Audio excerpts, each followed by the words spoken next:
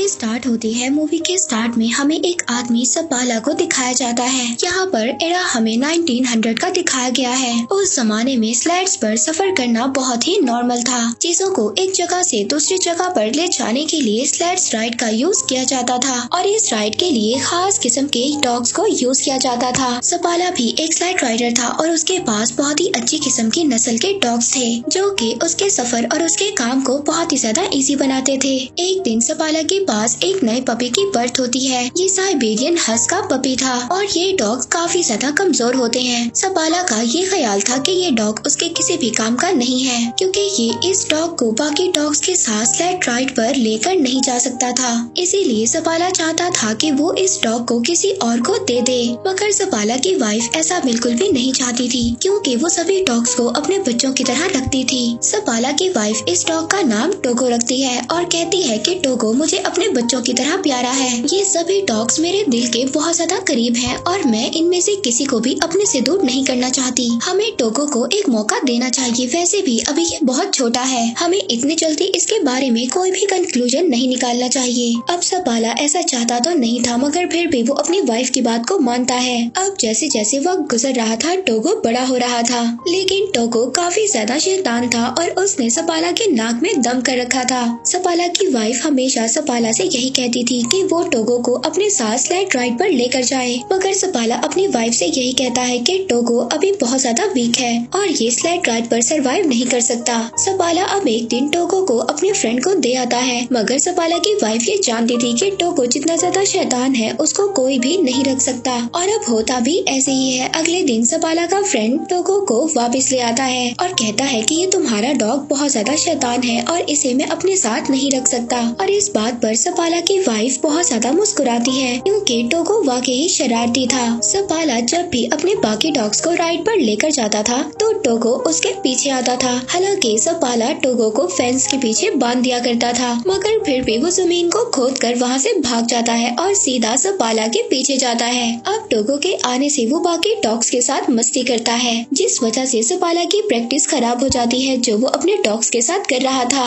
एक दिन वो पानी में भी गिर जाता है। सपाला उसकी शरारतों से तंग आ गया था, इसलिए अब वो टोगो को रूम में बंद कर देता है, मगर टोगो वहाँ से भी किसी तरह से बाहर निकल आता है। अब एक दिन सपाला अपनी एक फीमेल फ्रेंड को कन्विंस करता है कि वो टोगो को अपने पास रख ले। सपाला की फ्रेंड बहुत ज्यादा स्ट्रिक्ट थी, वो ये कहती है कि टोगो को रूम में ही रहना होगा। खैर सपाला को इस बात से अब कोई भी मसला नहीं था। वो अपनी फ्रेंड के पास टोगो को छोड़कर वहाँ से चला जाता है, मगर उनके जाने के थोड़ी ही देर बाद टोगो वहाँ पर विंडो का शीशा तोड़ता है और बाहर आ जाता है और सीधा दोबारा से सपाला के पास आ जाता है। सपाला टोगो को देखकर बहुत ज्यादा परेशान हो जाता है। वो नोटिस करता है कि टोगो के हाथ भी जख्मी हो चुके हैं और उनसे खून निकल रहा है, इसीलिए अब वो टोगो को घर तक ले जाने के लिए स्लेड पर बिठाता है, मगर टोगो स्लेड पर नहीं बैठना चाहता था। वो बाकी डॉग्स के साथ भागना चाहता था। अब इतनी ज्यादा कोशिश करने के बाद भी जब टोगो स्लेड पर नहीं बैठता तो सपाला उसको बाकी डॉग्स के साथ बांध देता है। अब कुछ दूर जाने के बाद सपाला ये नोटिस करता है कि टोगो काफी ज्यादा एनर्जेटिक है और वो बाकी डॉग्स के निस्बत बहुत ज्यादा स्पीड से भागता है और अब इसीलिए सपाला टोगो को सबसे आगे बांध देता है। टोगो अपनी स्पीड से बहुत ही जल्दी सबको घर पहुंचा देता है। सपाला टोगो को देखकर बहुत ज्यादा खुश होता है और हैरान भी। वो आकर अपनी वाइफ को बताता है कि टोगो कितना स्पीड में भागा। वो अपनी वाइफ को ये भी बताता है कि ये एक लीड डॉग है। वो टोगो को देखकर बहुत ज्यादा खुश हो रहा था। सपाला की वाइफ भी टोगो को देखकर बहुत ज्यादा खुश होती है। इसके बाद सपाला अपने शहर में टोगो की मदद से बहुत ज्यादा स्लेड रेसेस जीत जाता है और आहिस्ता आहिस्ता सपाला और टोगो बहुत ज्यादा फेमस हो जाते हैं। वक्त इसी तरह गुजरता रहता है और अब 12 साल हो चुके थे। हम देखते हैं कि टोगो अब काफी ज्यादा बूढ़ा हो गया था। एक दिन अपने सफर से वापस अपने शहर में आता है तो उसको ये बात पता चलती है कि शहर में एक बीमारी फैल चुकी है। उस बीमारी का नाम था डिप्थीरिया और वो बच्चों पर बहुत ज्यादा इफेक्ट हो रही थी। इस बीमारी से बच्चों की जान भी जा रही थी और सब लोग बहुत ज्यादा परेशान थे। अब मेयर वहाँ पर एक मीटिंग बुलाता है जिसमें सपाला भी जाता है। मेयर बताता है कि इस बीमारी का एक एंटीडोट भी है जो यहाँ से 600 किलोमीटर दूर नेवाडा में है, लेकिन वहाँ पर जाना बहुत ज्यादा खतरनाक है क्योंकि एक बहुत बड़ा तूफान आने वाला है। मेयर वहाँ पर सपाला से भी मौसम के बारे में पूछता है तो सपाला उसको जवाब देता है कि जब मैं वापस आ रहा था तो मौसम को देखकर डॉग्स भी घबरा रहे थे और टोगो भी बहुत ज्यादा घबरा रहा था। टोगो ने काफी साल बाद कुछ ऐसा किया है और अगर वो मौसम से घबरा रहा था तो हमें भी घबराना चाहिए। इसके बाद सपाला वहाँ से चला जाता है। सपाला जब बाहर आता है तो एक डॉक्टर उससे लिफ्ट मांगता है। अब सपाला उसको अपनी स्लेड पर हॉस्पिटल छोड़ देता है। हॉस्पिटल में जाकर सपाला देखता है कि सब बच्चे बहुत ज्यादा बीमार हैं और अगर मेडिसिन ना लाई गई तो बच्चों की जान को भी नुकसान हो सकता है। अब ये सब देखकर सपाला सोच में पड़ जाता है। वो घर आकर अपनी वाइफ से कहता है कि मैं दवा लेने जरूर जाऊंगा। वो कहता है टोगो को भी मैं अपने साथ ले जाऊंगा। तब सपाला की वाइफ उससे कहती है कि टोगो अब 12 साल का हो चुका है और तुमने खुद ही कहा था कि टोगो अब इतना ज्यादा स्ट्रॉन्ग नहीं है और अब तो मौसम भी बहुत ज्यादा खराब है और मैं नहीं चाहती कि तुम उसकी मौत का रीजन बनो और तुम अपनी सारी जिंदगी इसी बात पर गुजार दो कि तुम्हारी वजह से टोगो मर गया। मगर सपाला तो टोगो के बगैर जाना ही नहीं चाहता था। वो अगली सुबह टोगो को लेकर अपनी वाइफ को गुड बाय बोलकर चला जाता है। अब जैसे जैसे सपाला और उसके डॉग्स आगे बढ़ रहे थे तूफान भी आगे बढ़ रहा था और हवा इतनी ज्यादा तेज थी सपाला को कुछ भी नजर नहीं आ रहा था। टोगो सबसे आगे था और सपाला अपने डॉग्स को आगे बढ़ने के लिए बोल रहा होता है क्योंकि इन्हें नेवाडा से मेडिसिन लेकर बहुत जल्दी वापस आना था। सपाला अपने डॉग्स के साथ बहुत ही गहरी ढलवान पर होता है। तभी टोगो वहाँ पर रुक जाता है लेकिन सपाला को कुछ भी समझ नहीं आ रहा था। सपाला जब आगे देखता है तो एक बहुत ही बड़ी खाई होती है। टोगो ने इस भयानक तूफान में भी उस गहरी खाई को देख लिया था और इसीलिए वो रुक गया था जिसकी वजह से सपाला और उसके बाकी डॉग्स की जान बच गई थी। तभी सपाला देखता है कि टोगो के पाँव में बहुत गहरी चोट लगी थी और उससे खून भी आ रहा था।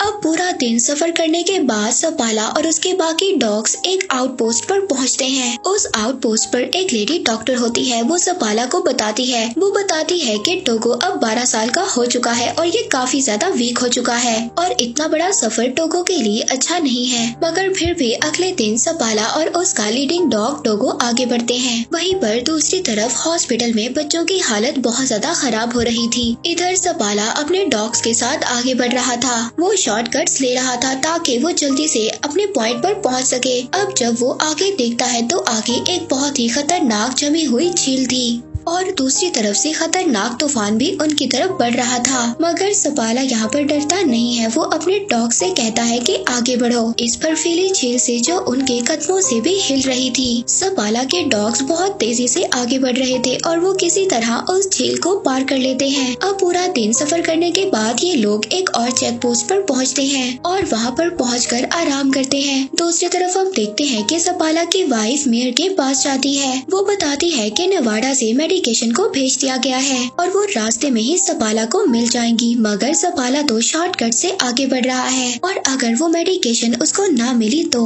उसका सफर और भी ज्यादा बड़ा हो जाएगा। वहीं पर दूसरी तरफ हम सपाला को देखते हैं जो पूरा दिन सफर करने के बाद एक और चेक पोस्ट पर पहुंचता है।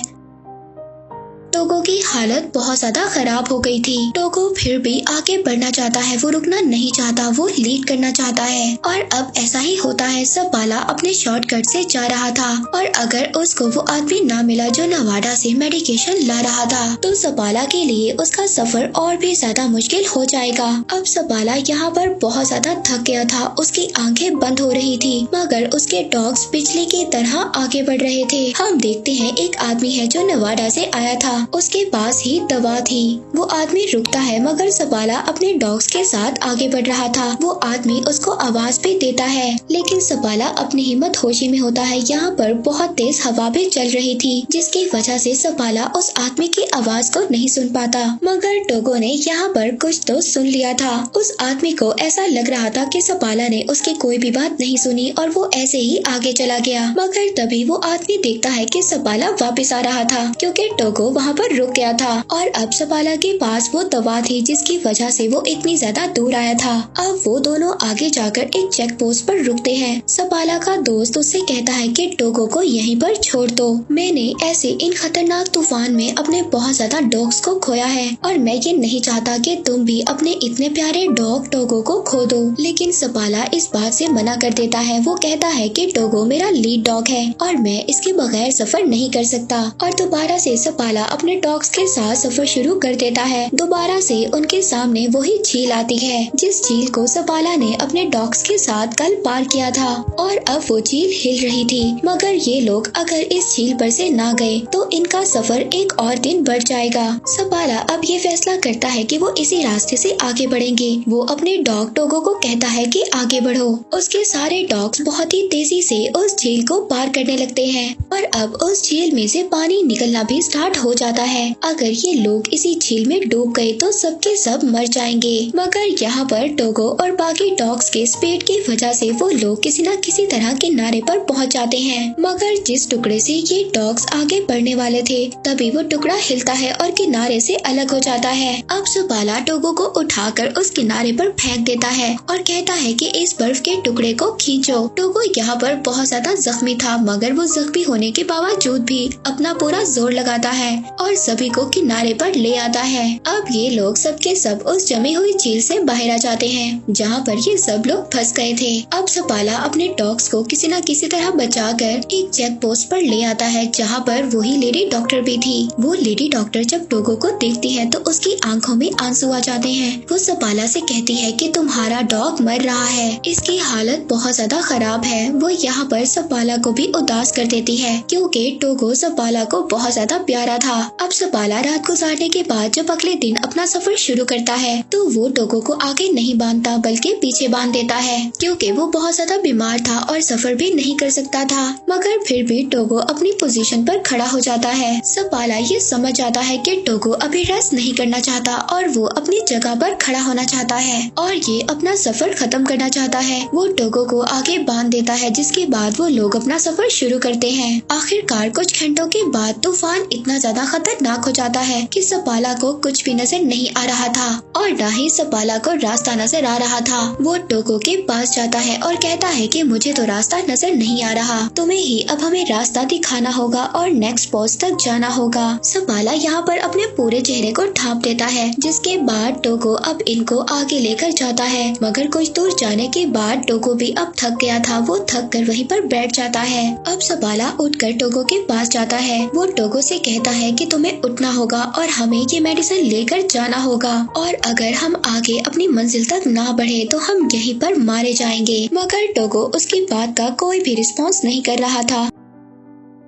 सपाला इस बात पर बहुत ज्यादा खुश था कि टोगो की वजह से उसकी जान बच गई। मगर टोगो उसकी बात का कोई भी रिस्पॉन्स नहीं कर रहा था। तभी एक आदमी लैंटर्न लेकर वहाँ पर आता है, यानी कि यहाँ पर टोगो ने अपना काम कर दिया था। उसने सपाला को चेक पोस्ट तक पहुँचा दिया था। वो ये देखकर बहुत ज्यादा खुश होता है क्योंकि टोगो की वजह से सबकी जान बच गई थी। अब सबके सब अंदर जाते हैं क्योंकि टोगो बहुत ही ज्यादा बेहाल होता है। उसकी हालत बहुत ज्यादा खराब होती है। यहाँ पर नाम का एक आदमी था जिसको सपाला की वाइफ ने भेजा था ताकि वो उस आउटपोस्ट पर पहुंचकर उस मेडिसिन को ले ले और जल्दी से उस मेडिसिन को लेकर वापस आ जाए जहां पर बच्चे बीमार हैं। रात को सबके सब रेस्ट करते हैं। इसके बाद सुबह को वो आदमी वो मेडिसिन लेकर निकल जाता है और कुछ ही देर के बाद वो नॉर्म सिटी पहुंच जाता है जहां पर एक रिपोर्टर उसका वेट कर रहा था क्योंकि ये बात न्यूयॉर्क सिटी तक पहुंच गई थी कि एक आदमी इतना बड़ा सफर तय कर बीमार बच्चों के लिए मेडिसिन लेने गया है। अब रिपोर्टर को ये लग रहा था शायद यही आदमी अपनी टीम के साथ वापस आया है और अब वो रिपोर्टर सपाला के बजाय उस आदमी का नाम अपनी न्यूज में छाप देता है। सपाला की वाइफ बहुत ही ज्यादा डिसअपॉइंट होती है। दूसरी तरफ टोगो भी काफी हद तक रिकवर हो जाता है।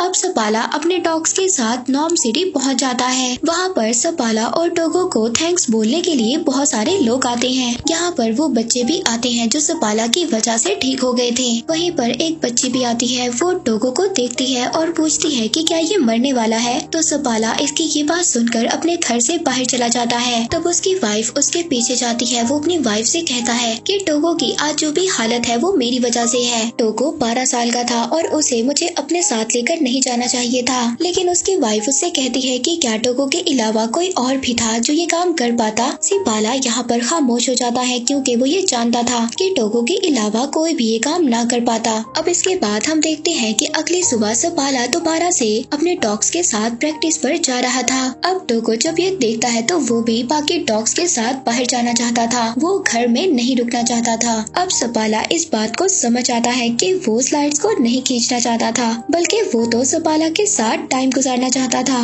अब थोड़े वक्त के बाद टोगो बिल्कुल ठीक हो जाता है। सपाला अपनी वाइफ और टोगो के साथ लंबी सैर पर जाया करता था। 2 साल के बाद टोगो के कुछ बच्चे भी होते हैं जिन्हें वहाँ पर बहुत सारे मिशंस लेने आया करते थे। इन बच्चों की ब्रीड को एक नया नाम दिया गया था। वो था सपाला साइबेरियन। इसके बाद 1929 में टोगो की डेथ हो गई। उसके बाद भी सपाला डॉग्स को ट्रेन करता था लेकिन टोगो तो उसकी सिटी में बहुत ज्यादा फेमस डॉग था। तो ये थी टोगो की स्टोरी। हम देखते हैं कि टोगो ने इस स्टोरी में ये प्रूव किया कि इस दुनिया में सबसे ज्यादा वफादार और ख्याल रखने वाले सिर्फ डॉग्स ही होते हैं। और इसी के साथ ये मूवी यहीं पर एंड हो जाती है।